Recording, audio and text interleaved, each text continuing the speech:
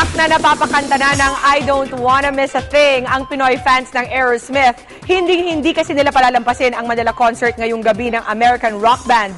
Mula sa Pasay, makichika tayo live kay Aubrey Carambel. Aubrey, kamusta dyan? Pia, ngayong gabi na ang pinakahihintay ng fans ng American rock and roll band, The Aerosmith, dahil ito ang unang pagkakataon na magko-concert ang grupo dito sa bansa.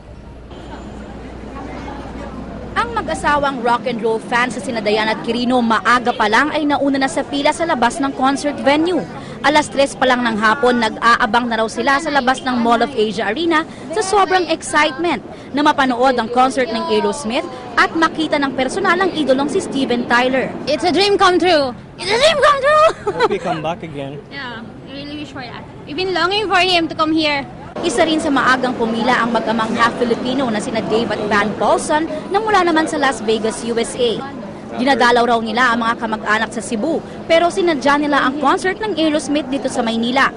I've seen Aerosmith Okay. twice in the States, Okay. and I bring in my 14-year-old son. Okay. You know Aerosmith? Yeah, of course I do.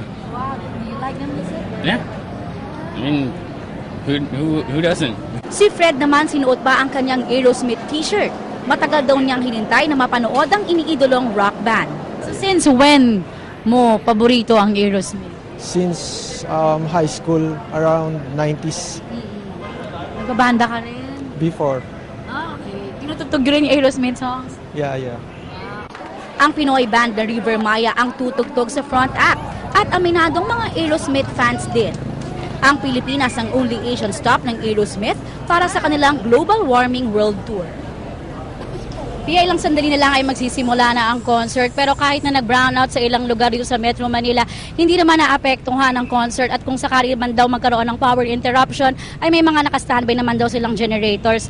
At yung traffic situation naman dito sa vicinity ng Mall of Asia Arena, sa ngayon ay normal naman. Balik sa'yo, Pia.